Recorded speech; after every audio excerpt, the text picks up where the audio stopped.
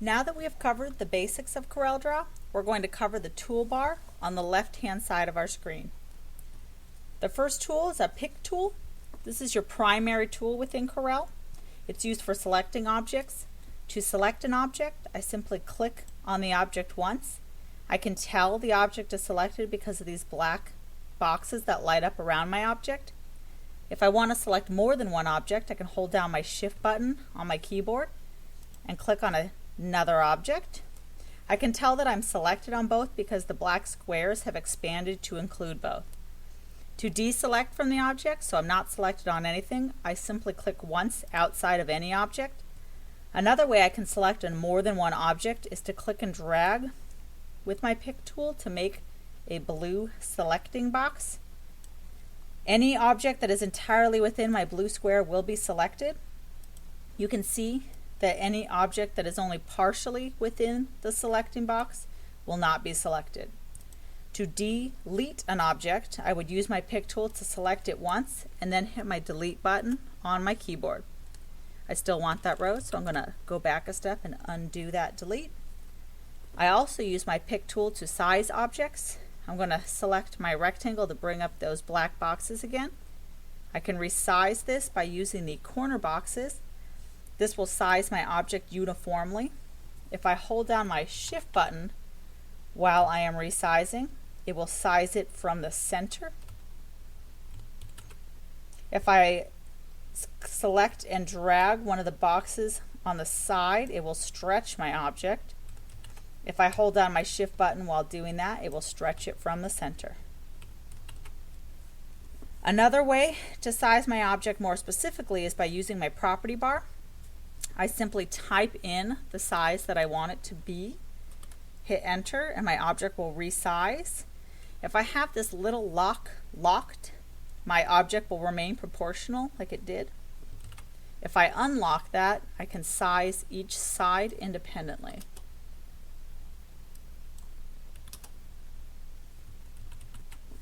I also use my pick tool to rotate objects. If I have an object selected and I click on it a second time, I get my rotate arrows. I can use the corner arrows to rotate my object. I could also use my property bar to more accurately rotate any object. Just type in the angle and hit enter. I can use the arrows on top and side to skew my object like this. The next tool is the shape tool. The shape tool gives us the ability to manipulate individual nodes within an object. I'm going to ungroup my rows and then just click on the red piece and then select my shape tool. You can now see that I have access to the individual nodes. I can move my nodes, delete nodes by double clicking, add new nodes by double clicking where there is no node. If you notice how my property bar has changed, I have special options for my shape tool. I can make a line straight, and then I can also click on a node to change whether or not that would be a straight line, like this one. I can also switch it to a cusp. The shape tool will react differently depending on what kind of object I'm selected on.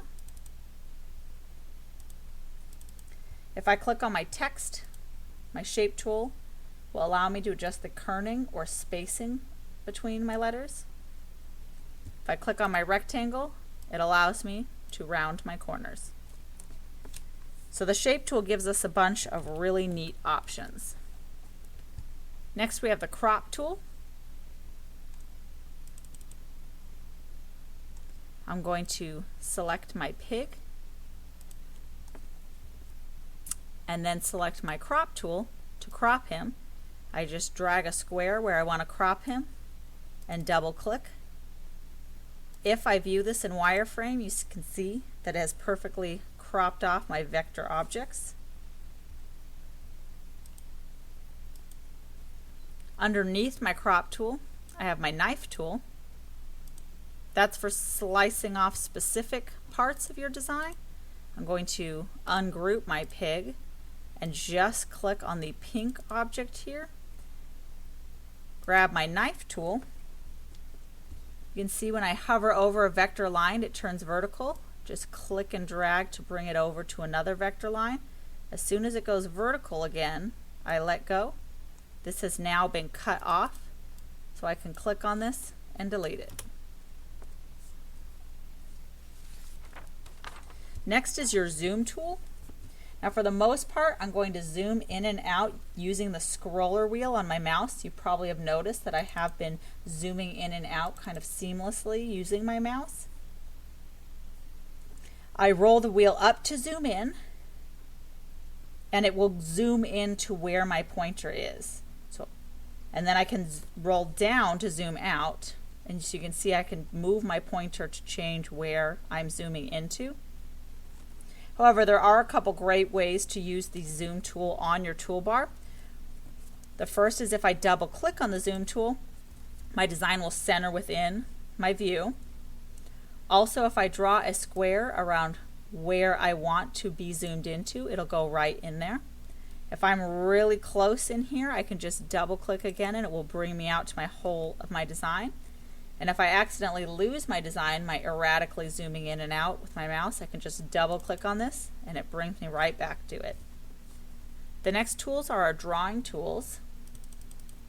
The freehand tool allows me to simply click and drag an organic vector shape.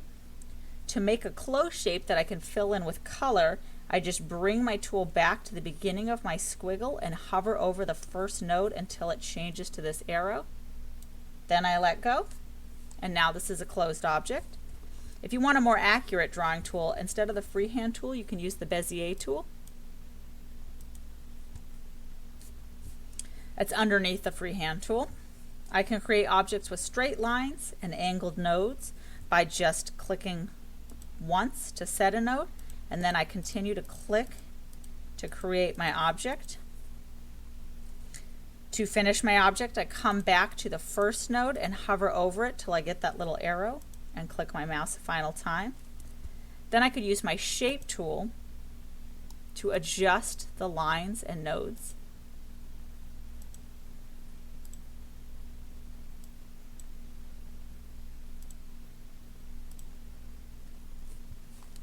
Another way of using the Bezier tool is if I click and hold my mouse down and drag, I can get a curved line as I'm creating. This takes a little getting used to, but it's one of the best ways to make an object within Corel. Being able to create within Corel is so essential that we will be covering this more extensively in another tutorial. Next we have the artistic media, which is kind of like a paintbrush. I have a bunch of cool options in here. I have a paintbrush here. This is my paint brush that it's currently selected on. A sprayer. This is a calligraphy pen. And I even have a marker. These are really fun, but I rarely use them. If we look at them in wireframe, you can see that they are a mess. So if I'm vinyl cutting, these would be a massive headache. I prefer a little more control when I am drawing inside of Corel, but you might find that these are a lot of fun to use. Next we have our shape tools. Rectangle, ellipse, polygon. Underneath the polygon, I have a bunch of different shapes, including our star. And under basic shapes, that's where you'll find your heart. When I'm drawing these, if I hold down my control button, it gives me a perfect object, like a perfect square or a perfect circle. I get more options when I'm using my polygon tool and my star tool. Here in my polygon tool, I can choose the number of sides. And under my star tool, I can choose the number of points, and then this also is the angle of the sides.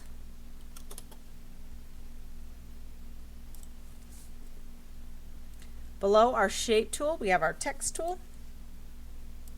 There are two main ways to use the text tool. The first is to simply click once and then start typing. This is how I would make a line of text for a shirt or a sign. After I type out my word, I go back to my pick tool, and then I can adjust the font and the font size. The other way to use the text tool is to take my text tool, and instead of clicking once, I click and hold to make a box. This is for typing out several lines of text or even a paragraph.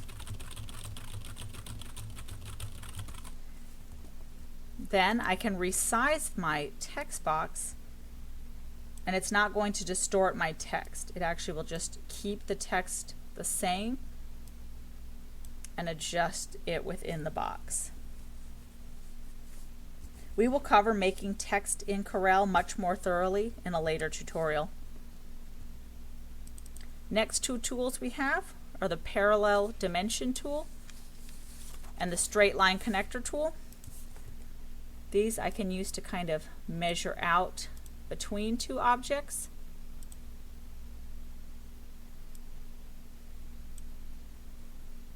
Truth be told, I don't use these, but I have had customers ask me where they are, most notably sign makers, so this is where you can find them.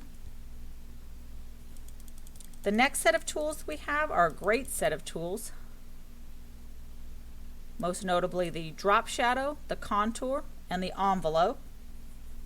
To use the drop shadow tool, just click on your drop shadow and then click and drag away from your object to create this drop shadow. On my property bar, you can adjust the opacity, the feathering, the color. There are also some presets in here, including just a general glow. To use my contour tool,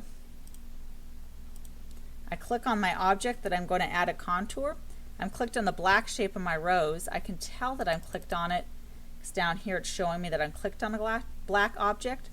I could also grab it, move it, see in fact that I am selected on the right object, and Control Z to go back a step.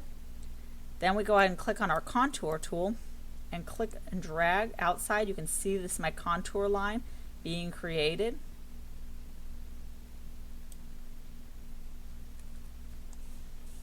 Up here you can see that I have a bunch of different options, inside, outside to center. This is the number of steps. I believe when you first use this, it sets at a high number of steps. Here it is at 10. This is the space of each step. Here I can adjust my corners. Mostly I'm just going to be using this with one or two in lieu of using an outline. The reason the contour tool is so great is because if I view this in wireframe, these are actual vector lines. The envelope tool is to distort an object. You will use the tool most often with text. I'm going to select on my text and then select on the envelope tool. If I click and drag on these blue nodes, you can see how my text is distorted.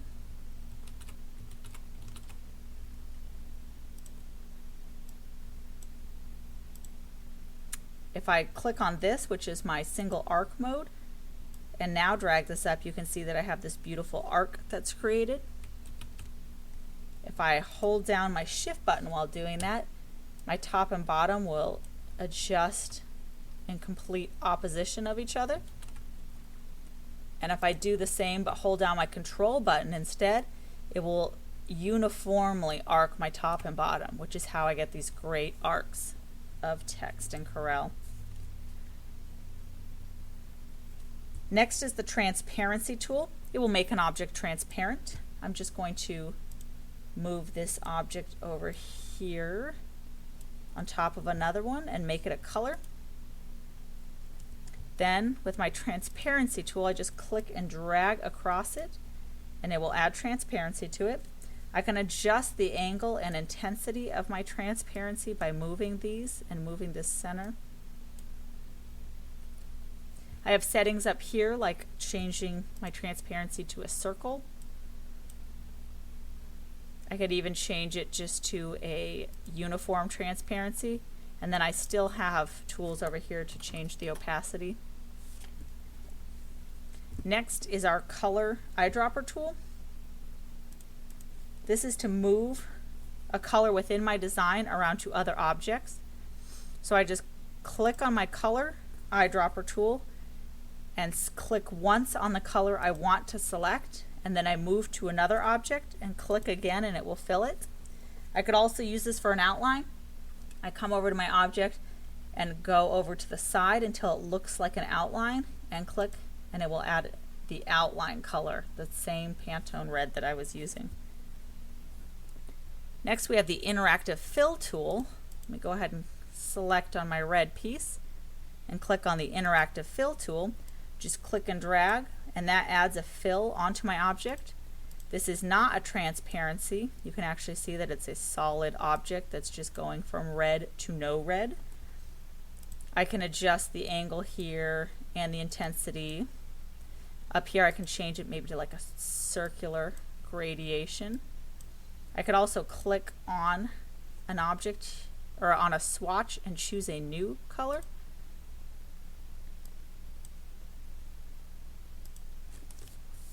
The final tool is the Smart Tool Fill. It will create a new object from two overlapping objects.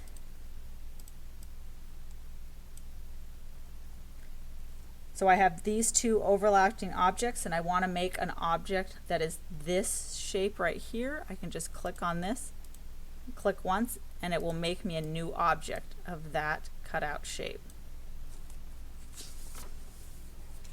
The last two things I want to cover in this tutorial are under the Object option. In older versions of Corel, this will be called the Arrange option. We're going to go over Align and Distribute and Order. Align and Distribute allow me to line two or more objects with one another. So let me go ahead and group my rows together because right now it's many different pieces. If I want my rows perfectly centered underneath my text here, I just have my rows selected, hit my Shift button to select my text and go to Object, Align and Distribute, and Center Vertically, and it moves that rows underneath my text. The order in which I select my objects matter, so if I do it in reverse order, click on my text and then on my rows, Align and Distribute centered vertically, it will move my text over to my rows. Notice the shortcuts here. I use these all the time, and so these are worth memorizing, and they're quite easy since they're just each one letter. The next one we're going to go over is Order. It's to move one object in front of or behind other objects. Let me go ahead and group my pig back together. If I want to move this pig in front of this, I click on my pig, go to Object, Order, to Front of Page, and that moves it all the way in front of this blob. You can see that happening in my Object Manager. Go ahead and undo that. I can go to Object, Order, to Front of Page, and you can see that it moved it all the way up there. Another way to order objects is within my Object Manager. This right here is my blue curve. I can take my pig and just drag it so it's right above there and then sitting on top of there. So this has been an overview of the toolbar within CorelDRAW.